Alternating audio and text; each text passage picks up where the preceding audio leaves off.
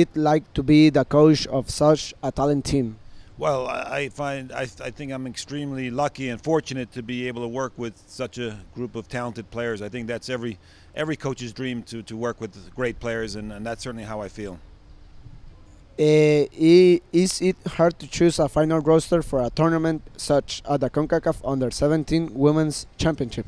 Yeah, it's very difficult. You know, the USA is a big country, and there are a lot of talented players, you know, within our country.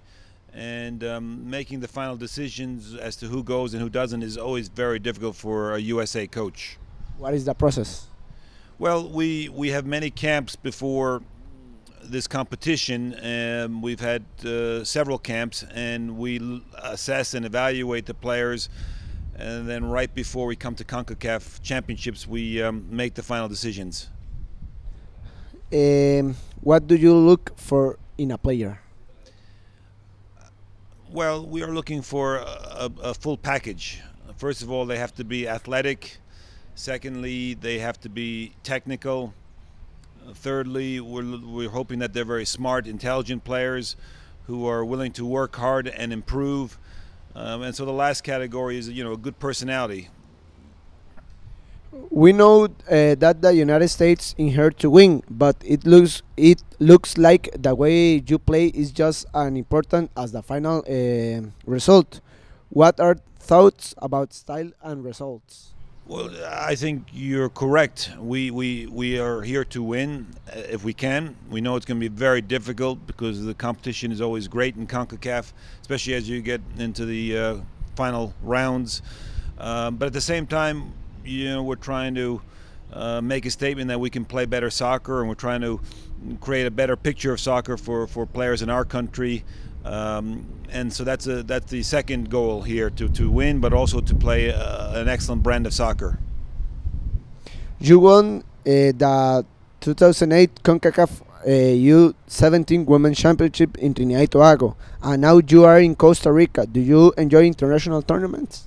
We love being here in Costa Rica. First of all, it's a beautiful country, and the weather is fantastic. The people are wonderful, and so that helps in our experience, and it's exciting for the coaches and all the players to be in an international competition that leads up to taking a team to a World Cup. So this is gigantically important, and it's been a wonderful, exciting experience so far. What advice would you give to players who live outside the United States on how they can improve? Well, you know, that's a difficult question because there's so many things that go into player development, but amongst the few important ones that I would say is being dedicated, working hard with the ball to improve technically, which is something that every player can do on their own. If every player, I think, owns a soccer ball and can do things like juggling and technical work with the ball. Kids that grow up, for instance, in Costa Rica and much of the world are lucky too because they have great men's soccer, professional level soccer players that they can watch every week on TV or in person at the stadiums. And we always preach to our own kids that they need to be watching higher level soccer than that they play in.